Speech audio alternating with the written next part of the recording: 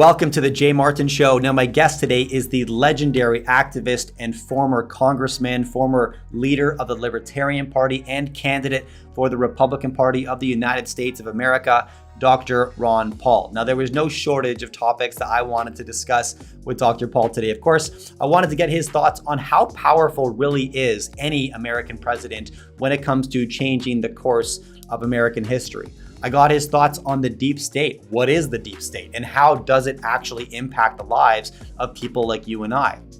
I asked him about the decade of the 2020s and whether or not we will look back on this period as that crossing the Rubicon moment that changed the course of history forever.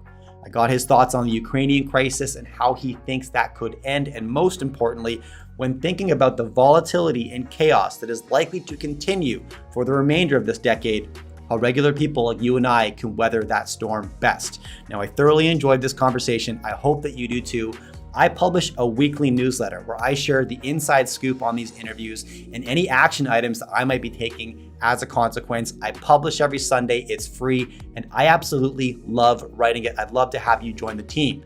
If you're watching the YouTube video, there's a link in the YouTube description. If you're listening to the podcast, there's a link in the podcast description where you can subscribe to my weekly newsletter. Here is Dr. Ron Paul. Enjoy. This is Jay Martin. All right, welcome to the Jay Martin Show, and it is an honor to be joined right now by Dr. Ron Paul. Ron, thank you so much for coming on the show. Jay, it's nice to be with you. I'm looking forward to this, and there's a handful of directions I want to go today. Here's a place that I think we should start. President Biden recently was asked about the recession forecast, and his response was, recession is very unlikely, and if so, it would be slight. Now, if you were sitting across the table from the president's and he said this to you, Dr. Paul, how would you respond? I would try to clarify what he's talking about on a recession, because it by even the conventional wisdom, it's a recession that he's in denial, and of course that's a political statement.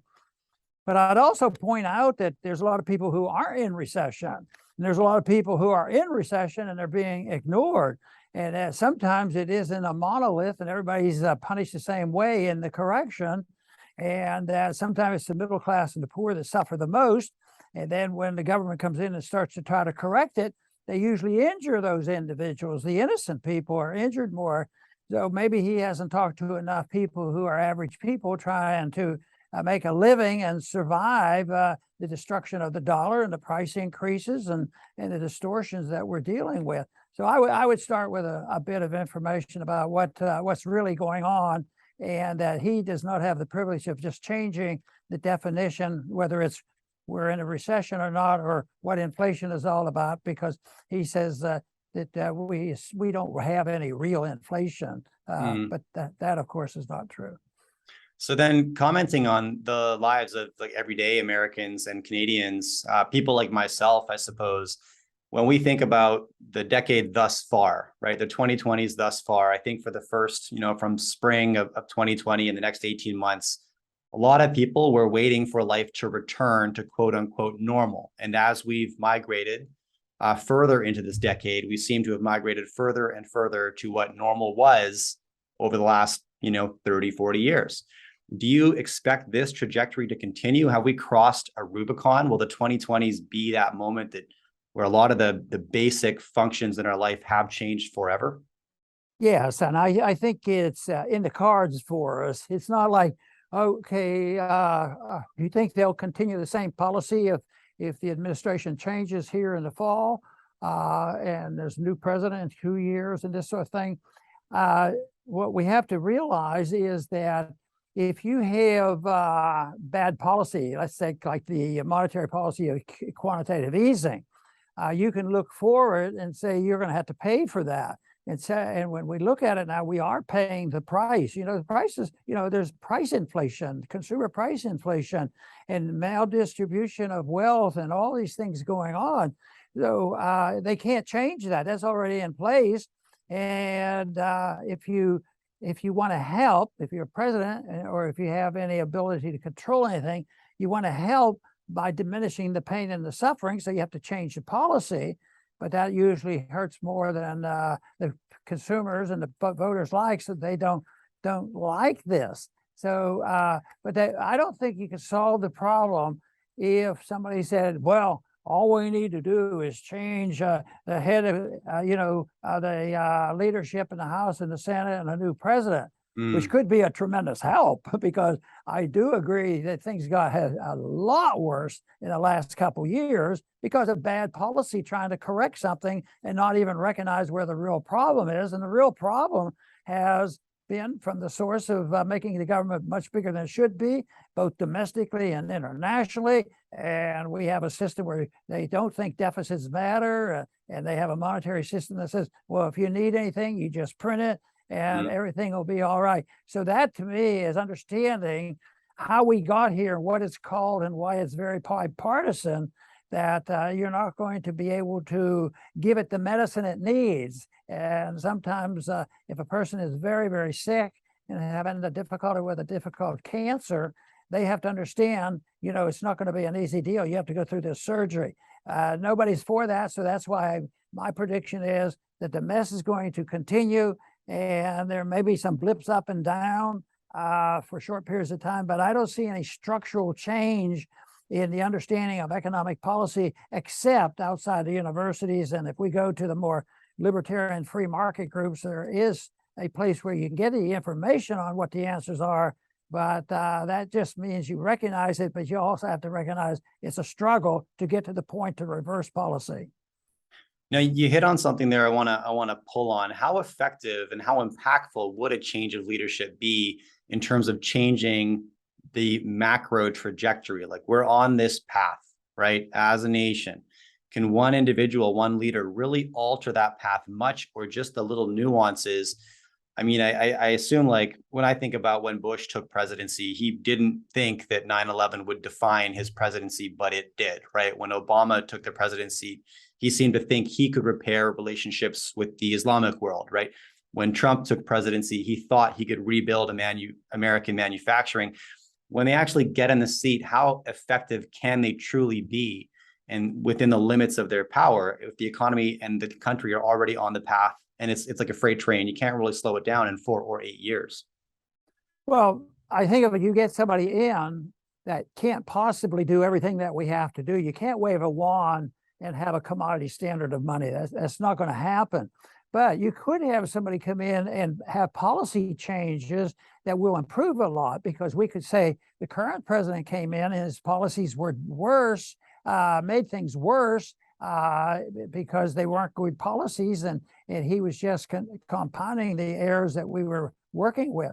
So it can be helpful to have a leader come in and do these things, but it's still back to an overriding principle of what do people believe? When I was in Congress, I didn't meet very many people who even had the vaguest understanding of what Austrian economics meant, or why we should have a commodity standard of money. Right. But they understood political power and why you had to do A, B, C, and subsidize and support special interest groups so you could become a chairman and be a participant in passing out of the loot. But you could improve it, but it won't be the final answer. And I like to work on both. I mean, I like it on a short run to be helpful. Try to cut spending. But the group there now will not. But you might be able to cut. And my argument, of course, during the early part of this century was get our troops home. And that may become more popular. That we'll, find out. Well, we just are running out of money. We'll start moving in that direction. But right now, it's a major, major problem to change foreign policy and monetary policy and fiscal policy, because we're locked in and it's strongly supported by Republicans and Democrats. So let's stick with policy for a minute there. Can you help me understand something? What is the purpose of the Inflation Reduction Act as you see it? That's a good guess, because there was nothing there that I could see that was going to reduce inflation, because they talked about spending more money and different things, helping people who were suffering. And there were a lot of other details in there, but it was not going to reduce inflation. The only thing that long-term reduces inflation is get hold of the money supply increases. And take, for instance, when we were having trouble in '08, the big recession that was going on, people and the business people and everybody welcomed, QE. Oh, there's more credit now. Take the interest rates down, take them down to zero, even though it made no sense. So that's the type of thing they're talking about. So if it's just political mischief, more harm will come from it, but it will be politically acceptable, much more so than if I were in and I had the authority and I say, well, look, it's going to be hard picking and choosing special groups, who's going to get punished the most, who's going to get cut. Just say, look, we're going to cut everybody by 2% this year. And next year we'll cut everybody by 2%. You could work it out. It would amazingly not take a tremendous amount of time. But people would get hysterical about it because you'd never be able to catch up because prices are going up 8%. And you're going to cut spending. So it is really tough to do that. And but you can prevent, or at least you should prevent. You shouldn't add. Don't think that raising taxes on the rich or something like that will solve our problem, or getting involved in foreign policy where you literally get involved in Ukraine and pipelines and interference over the world and playing games with manipulating energy prices. Every time we do that, we make things worse. And I think if you have to back away from spending, deficits, and monetary inflation, less regulations, and you might get a blip, but it still is not going to be the answer. I think because of the political system, it's going to get a lot worse. And the big question was, will the country wise up and say enough is enough? Because in a way, we saw that happen with COVID. As bad as that was, and they terrorized the people, and the people said, the government said this, the government said we had to do it. They finally found out there was a fraud. And now they have a lot of booster shots available, millions and millions of booster shots, and nobody's taking them. So people can wake up, but they need a more waking up of the whole economy and not to trust the government by just spending more money. Quick break, then we'll get back to the interview. In the description of this video is a link where you can subscribe to my weekly newsletter. It's free and I love writing it. This week, for example, what I wrote about was a traditional role in society that we've lost, known as the sacred clown. In historic Lakota culture, for example, and many others, there was a role known as the Hayoka, and the Hayoka's purpose was to make fun of everybody and everything all the time to prevent egos from running away or people taking themselves or their ideas too seriously. We've lost that role in society today because those people get canceled, and that's a problem. So I write about things like this. I'd love to have you join the team. It's super fun. Link in the description. Now back to the interview. Enjoy. So is that the only incentive for something like the Inflation Reduction Act, is lip service, to send a message to the public that says we are doing something to make your lives better, even if it's not effective and never going to be effective? It's just the posturing. Is it just to convince voters? Is that all there is to it? I think that's the number one, because, but I think they also hope it will help. And for a couple of days it might help, and they don't understand our option that we're talking about, because we're talking about biting the bullet. And when I first ran for Congress, my wife was worried about it. She thought I was going to get elected. I said, no way. I said, they don't elect Santa Claus. And sometimes I wonder, how did they elect me? Because I never voted for that stuff.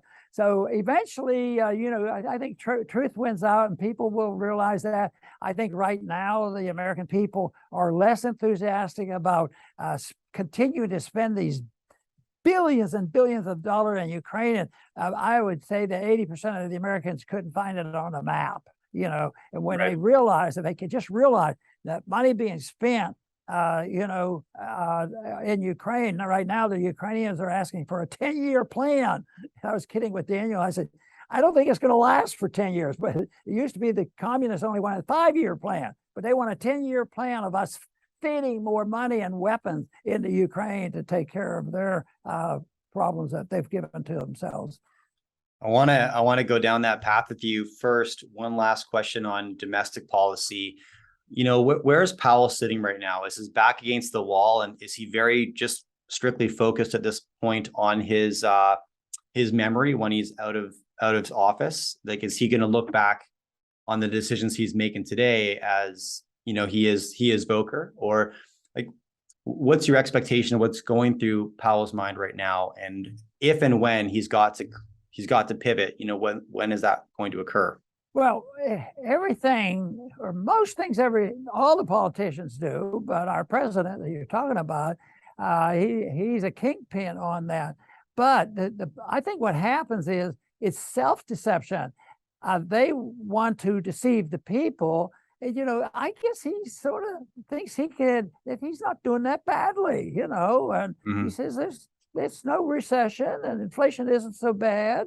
I think I think it's self-deception. They brainwash themselves, but more and more people are starting to realize, usually it's argued that the Federal Reserve tends to give a little protection to the president. But right now, it looks like I keep thinking, wonder why the Federal Reserve is doing this. I wonder if the Federal Reserve is sick and tired of Biden, because what they're doing, they're doing what the other Feds have done before, but this Fed is doing it with vigor. It's not 0.25 or 0.5 at a time. It's 0.75, and we're going to keep doing it. And the economy is going to keep getting weaker. And I keep wondering, I wonder if they want to set the stage to get rid of Biden. But that's just my personal theory. I nobody could prove that. But it is a mess. I'll tell you that. And the Fed is involved, but and I think there is a lot of the conspiracy in the manner that the people who pull the strings, the deep state, the powerful people in the finances, the powerful people in international finance, and the warmongering in our foreign policy. That's very real. But how to analyze the president? I think most people would agree he's probably not well. Your theory, I'm really curious about it. And when the Democrats nominated Biden, my first thought was they're just throwing the election. They know they have nobody to run. They want another 4 years to regroup. So they're going to put this guy forward knowing he doesn't have a chance. And that'll buy them the time to rebuild the party. And then he won, and I couldn't believe it. And okay, you commented on something though. You made a statement. You said the deep state is very real. And I would just love, a high level explanation, Dr. Paul, what is the deep state, and what is the impact or purpose of the deep state? Well, it's probably more amorphous than some people believe. The one radical view would be, well, there are 12 in there. They get invitation and they get together and they have a meeting and really give the strategy. But they have several of those groups, these economic groups, but they also are the people who get control of the IMF and the World Bank, and they're very, very much involved. And finances, they're in that group too. But you usually have to toe along. But I don't think it's a monolith. But I think it is a club. It is a club, and they have a lot of clout, and they scratch each other's back because you could find out who the lobbyists are. They're part of the deep state. And the biggest lobbying group that I thought was around Washington was the military-industrial complex. And guess what party had that one? It was bipartisan, because if there's a war to support, boy, they come together for national security purposes. And the most nauseating thing is when you see some of their congressional leaders say, well, we have to do this and we have to spend money and go over to Ukraine because we have to protect our Constitution. We have to protect our rights. We have to protect our national security. I said, what in thunder are they talking about? And I think in many ways they're more nihilistic than patriotic. They're nihilistic that they blend things in, and they don't worry about not claiming they know the truth because they don't even believe in it. If they did, they would have a little trouble sleeping at night. What if you weren't a nihilist? and you started wars for 20 years and had millions of people die. So, whoop, bad decision. Bring them home. Oh, that's going to be a job. That'll be complicated. Hope it isn't complicated. So that's the thing that they do. They just don't realize, and they don't want us to realize what they're doing. But I don't think I could, if I sat and concentrated on, I could come up with some names that I think are very instrumental. But I don't think Biden, was chaperoned into the presidency because it was a political support that he had gained. And you talk about maybe what were they trying to do? It looks like I mentioned the Fed. Why is the Fed not helping the president? But what about the people who, I don't think the Republicans will ever impeach Biden, because what people are saying, there are now people out there, Democrats as well, they'll say, Harris, what if we had Harris? Maybe it would be an argument. Right. Keep Biden around. Right. It is philosophic, and it's powerful, and it's bipartisan. But I still think that the winning side will be getting the truth out. I often think about the Bretton Woods. The Bretton Woods didn't break down because we finally got enough people in Congress that understood the issue. It went broke. They lied to the people that we honored our dollar. We went broke, and it broke down. And that's sort of what happened to COVID, all the lockdowns. That broke down too. Yet the issue of lockdown per se and the ability to do it, they probably were practicing, because I believe that they're capable of doing that again. But at least the people do eventually wake up. And I thought the parents right now are in a position where they're starting to wake up. And maybe this election will guide us a little bit and say, hey, look at what happened. Who in the thunder really gave them the support? It might be the parents of kids in school, and looking at the trash that goes through a government school. I mean, that is something that would be revolutionary. It still would be difficult to do the shifting, but that's what has to happen first. I'm a believer in the saying that governments are always at behest of the prevailing opinion of the people. As long as people tolerate it, they will have it. Even the worst systems at times, even Nazism and communism was tolerated until finally, they were gone. I think the magic of the 20th century was the magic of the Soviet system dissipating. What a wonderful thing. Too bad we didn't take advantage of it. Yeah, that's in a positive way. In a positive way, yeah. Oh man, there's so much there I want to pull on, but that last point, the Soviet system dissipated, and it's too bad that I guess America didn't take advantage of it. But America was sort of sucked into a power vacuum as a consequence.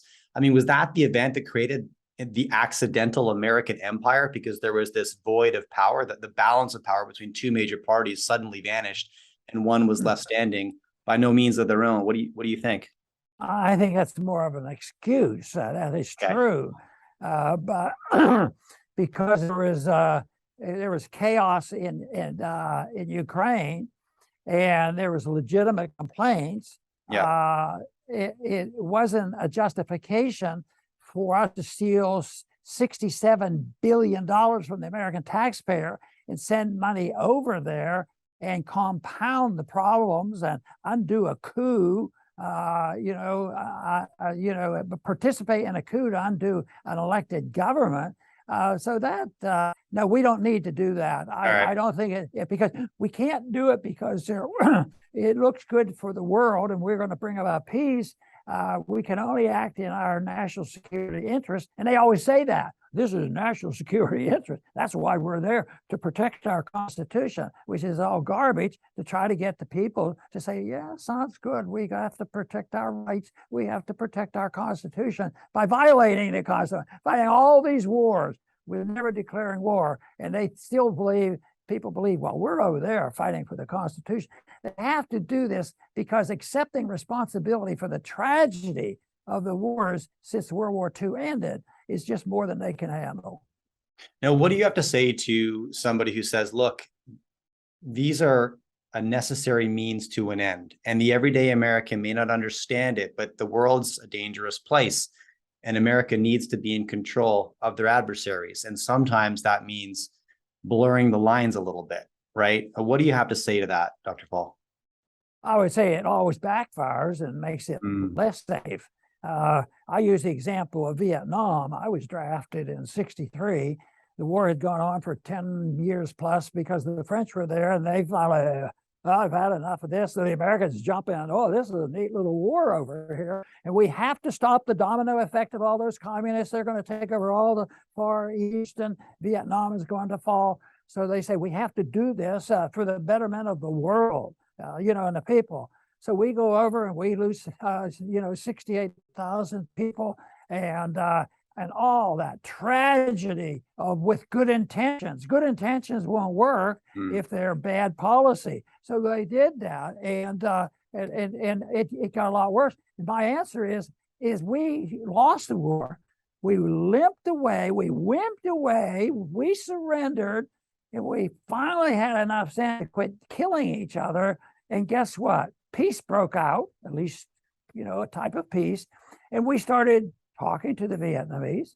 A lot of them came here. We trade with Vietnam. And I said, so much more was gained by just having peace rather than playing games, that we were going to, protect it and make a system, make them good Republicans and Democrats. And that's why we go to the Middle East, teach them about democracy, that sort of thing. So that doesn't work. Okay, I appreciate that. Thank you for that. Now, let's jump into the current conflicts in Europe. Put yourself in Putin's shoes. Does he feel like he has the leverage right now, or does he feel like his back's against the wall, a bit of a caged animal at this point? I think so. In other words, probably a little bit of both, because he still has a lot of weaponry that if he decides to use it, and I can't read into it. And we have people on both sides, and the libertarian side of trying to analyze what Putin is really up to. But all I know is it gets complex. And all I know and feel responsible to address this, especially when I was in Congress, is to deal with our policy. And that is just stay out of it, But Biden and Putin, those arguments, they just go on and on because it has so little to do with the thing that I'm most interested in. That is personal, individual liberty, which, if it's honored and protected and allowed to grow, it is the solution to so many of our problems. If you have, free markets and sound money and property rights and contract rights, that's where you get peace and prosperity. But analyzing Putin, exactly what he'll do, but I do believe that whole area. From our side, we look at the case that after World War II, there was at least an inference on a couple occasions that that NATO and United States, which is NATO, would not go up to the borders of Russia. And then Ukraine ended up with a leader that was elected. So we participated with the British in a coup that kicked him out and put this type of government in place. And look, it's just deteriorated, got much, much worse. So I think that whole area would be less complicated if we just had stayed out completely. It should be that the Polish people, the Ukrainian people, the Russian people, they have to settle it. And I think it would be not perfect, but I'll tell you what, I think what we have is a lot further from being perfect. It's a mess, but I say that our intervention compounds it tremendously and has contributed to the mess. Well, especially as you put it, he's a well-armed individual with his back against the wall and a lack of options. And that's a very dangerous situation. Right. And the term nuclear gets thrown around now in the media somewhat flippantly. What are your thoughts on that risk of some kind of nuclear event, Dr. Paul? Well, I'm betting against it. I think you can't ignore it. I remember the missiles in Cuba. Matter of fact, it was the very missiles in Cuba in October, I believe, that I received my draft notice. So that was the reason I was drafted. I was still in my medical training, and that by the time I ended up being inducted and actually becoming active, that was sort of settled, and I had to think about the war in Vietnam. But that's a difficult thing to deal with, because getting people to understand the position. But I still find my answers in non-interventionism, follow the Constitution, try to sell economics with the idea that it's the best form of economic policy, and I do believe that the more you trade with people, the less you are to fight with them. And when the French and the Americans fought with Vietnamese for, might have been up 20 years altogether, and that was terrible. But now we trade with them, and I think there's a message there. So it's something that non-intervention comes to answering the questions, and I think the founders were pretty good at designing it. But I think the American people have slipped away from it. But I put about 90% of that conditioning and getting Americans to go along with it into our progressive universities. The capacity in the universities to teach terrible economic policies, and also internationalism and globalism. That doesn't just pop out of the sky, and it isn't a reflection of I'm looking for what to do and have a respect for a higher law. It has nothing to do with it. There's too much, I think, in the world of nihilism. They don't care. They don't have any sense of guilt. They don't feel shameful about doing wicked things. So it does, like the founder said, it boils down to the survival of our republic will be the morality of the people. So we talk a lot, and I talk a lot about a monetary policy and foreign policy, but really we're dealing with a consensus of the morality of the people and what they really believe, and whether there is a higher law that people should be looking at. And I think it is natural law. A higher law is there, and it is a moral fiber of the people, which is something that is difficult to change.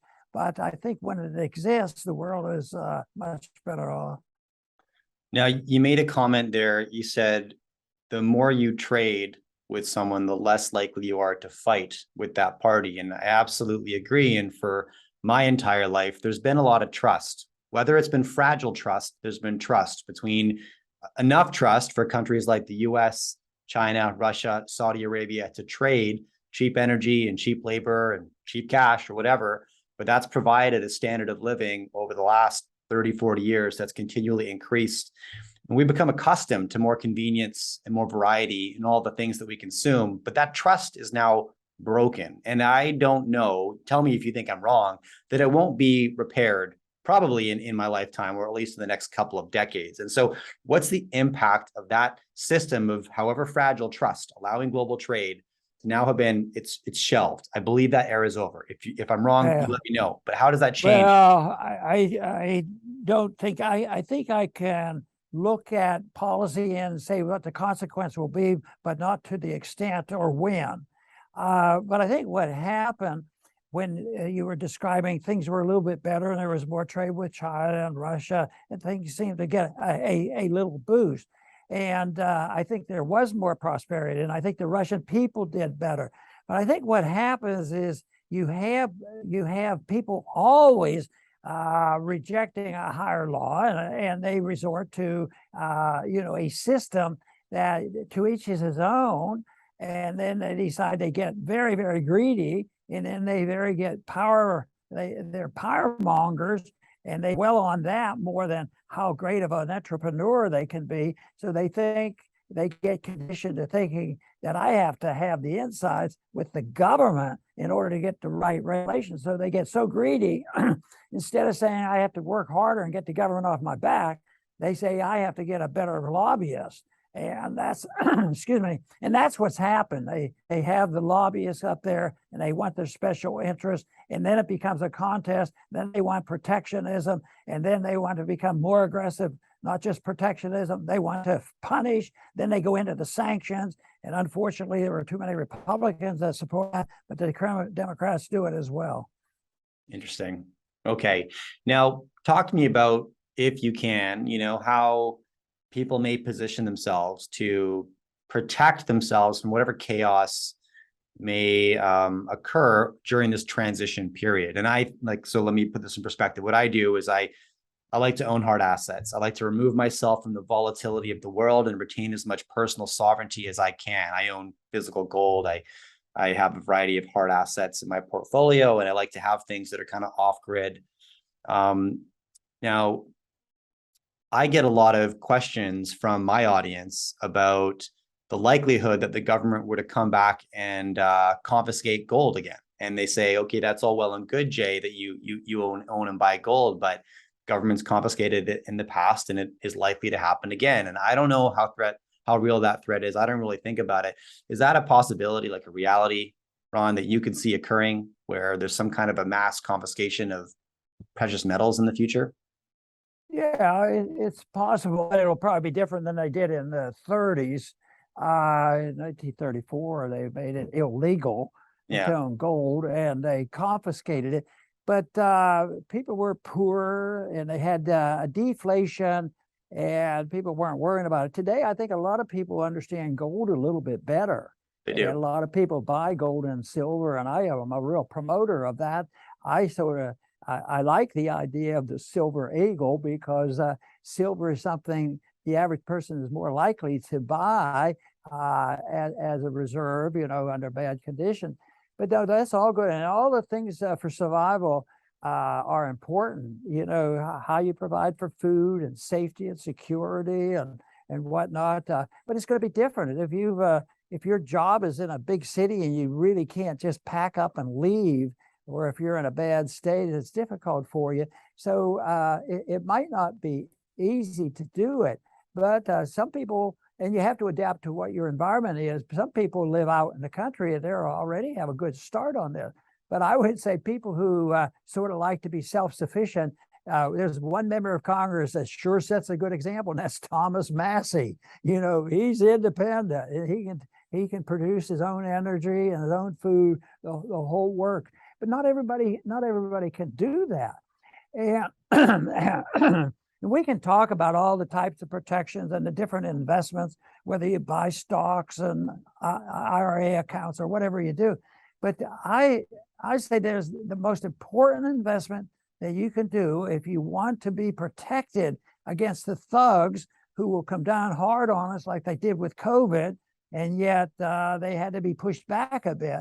The hardest thing in the world, the most important thing in the world that we need is that we invest in liberty, because it was the fact that we still had a little bit of liberty left during the time of COVID that people could still go to a meeting and stand up and say, "What are you idiots doing?" And now that they're finding out, that was a real eye opener. Now they're finding out the garbage that's being taught at the taxpayers' expense in all these government schools from kindergarten all through college, because almost every college depends on government money, and that's how all the garbage gets taught in there.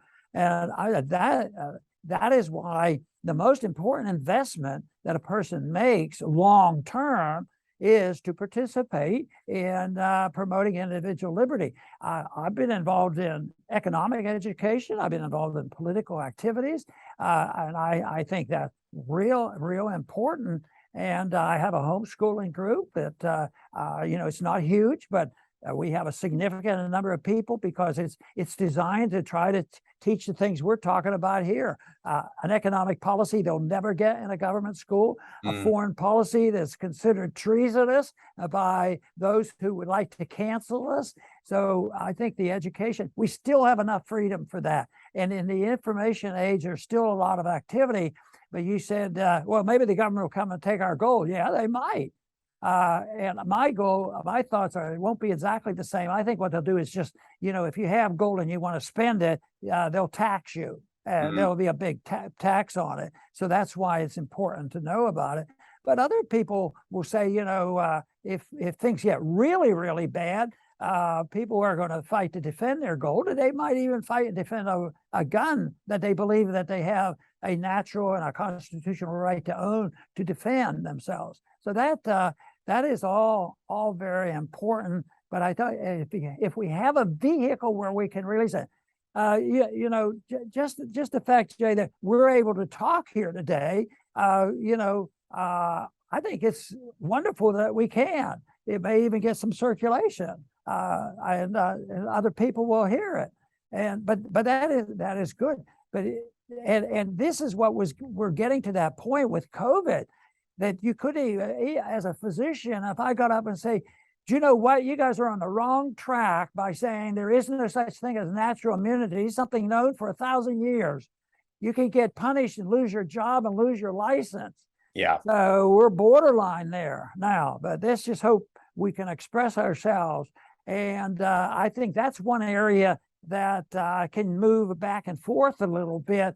Eventually, though, if it continues, they do take away your right of free expression, and that's what they're doing when they don't like what you say. Today, when we talked on the Liberty Report, it was the Germans that were outlawing, a party that wasn't towing the line, and they were regulating their speech and making them, outlawing their party. Well, we've heard that before, and look at look at what they've done to try to silence,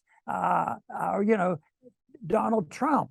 Donald Trump is not my favorite president, but he challenges a lot of stuff that I don't like. But to lock him down and punish him, that is really bad. So that's when I talk, when I go out and talk, I talk about all the different things you can do to protect yourself financially and personally. But really, the ultimate protection investment that we should make is protecting and investing in the protection of liberty, which means that the thrust of our Constitution was probably the best in history, but it has been essentially pushed aside. I was told that in Congress once, said, Ron, we don't follow that part of the Constitution. When I was insisting they vote on whether or not we should go to war without declaring a war in the Middle East, they said, all right, you don't want to do that. We don't look, that part is, that part of the Constitution we don't bother with anymore. But we should bother with it, and that's up to individuals. And I think that educational effort is developing. There are more people like you, Jay, and others having all kinds of podcasts and everything. That has to remain legal. And if it weren't legal, there'll be a way of getting around. I'm just hoping. I don't understand electronics and the internet and all this, but all I know is it sounds to me like the internet is big and complex. It's something the government would like to control, but it's something maybe the government can't control. I keep thinking that the government's always intruding on our privacy. Well, where's the talent to protect our privacy independently? And that is the only way I think we'll be able to do that. And the founders did it by just passing out pamphlets, and they barely got them printed, but they were able to change the world. I agree. And I think entrepreneurs will always move faster than regulation, right? And as long as there's entrepreneurs who are, as you put it, investing in liberty, right? That's the thread we need to pull on. Step one is share this video. But step two is check out the Liberty Report. I know you've moved to Rumble. I think you're still on YouTube, but the Ron Paul Liberty Report is an excellent source of information. I want to shout out your Foundation for Rational Economics and Education. Acronym is FREE, FREE. Please check that out at Ron Paul on Twitter. And then you published a weekly column on ronpaulinstitute.org. So there's a variety of platforms where you can find out more about Dr. Paul's work. I'll put all these links in the YouTube description, or if you're just listening to the podcast, it'll be in the podcast show notes. Dr. Paul, I want to thank you so much for coming on the show. I really appreciate this. It's been a true honor. Very good. It's nice being with you. Stay in touch. All right, thank you for watching this interview. Now, 3 things before I let you go. Number 1, I publish a weekly newsletter and I love writing it. I share my biggest takeaways and action items from the conversations that I have on this channel. In addition, my thoughts on current events, economic events, political events, and you can subscribe for free. Just hit the pinned comment right beneath this video, or just go to jmartin.club and you can subscribe on the website. I'd love to have you join the team. Number 2, ad revenue from this channel is donated to an organization that is super close to my heart called Zero Ceiling. Now, Zero Ceiling's mission is to end youth homelessness, and the way they do this is by giving at-risk urban youth the opportunity to relocate to beautiful wilderness areas and then provide them with supportive housing, career training, and just generally positive influences on their life. I love what they do. Check them out if you're interested. And number 3, if you prefer to listen to my content as opposed to watch it, you can find me wherever you listen to your podcasts. Just search for The Jay Martin Show. All right, thanks again.